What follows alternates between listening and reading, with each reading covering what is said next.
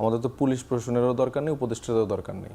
আমাদের এখন তাহলে অস্ত্র তুলে নিতে হবে, তুলে নিয়ে আসলে নিজেদের জানমালের নিরাপত্তাগুলো একে অপরকে সেভাবে সেফটি সিকিউরিটি দিতে হবে। স্বরাষ্ট্র উপদেষ্টা আমাদের আইন শৃঙ্খলা পরিস্থিতি নিয়ে দেখলাম একজন সাংবাদিক প্রশ্ন করলো, তিনি আসলে পেঁয়াজের দাম আলুর দাম বলছিলেন, এটাকে কিভাবে দেখছেন? আর এই যে অপরাধীকে খোঁজার, ওসমান হাদির বলা হচ্ছে যে ওসমান হাদিকে যে গুলি করেছে তাকে শনাক্ত করেছে পুলিশ, কিন্তু তাকে খোঁজার জন্য রাষ্ট্র 50 লক্ষ টাকা পুরস্কার ঘোষণা করলো।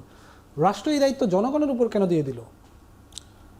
মানে এটা তো আসলে খুবই দুঃখজনক। মানে উনি এরকম একটা দায়িত্বশীল পর্যায় থেকে যদি পুরস্কার ঘোষণা করে, তাহলে ওনার আসলে পদে থাকার দরকার নেই। এবং আমাদের যে পুলিশ প্রশাসন আছে এদেরও সবাইকে বিলুপ্ত করে দিয়ে আমার মনে হয় যে আমাদের জনগণের যে টাকাগুলো আমরা খরচ করছি এনাদের পিছনে, এটা আসলে বাঁচানো সম্ভব। এবং এটার ক্ষেত্রে আমরা নিজেরাই আসলে দায়িত্ব নিয়ে নিই, আমরা নিজেদের নিরাপত্তার দায়িত্ব আমাদের এখন তাহলে অস্ত্র তুলে নিতে হবে, তুলে নিয়ে আসলে নিজেদের জানমালের নিরাপত্তাগুলো একে অপরকে সেভাবে সেফটি সিকিউরিটি দিতে হবে।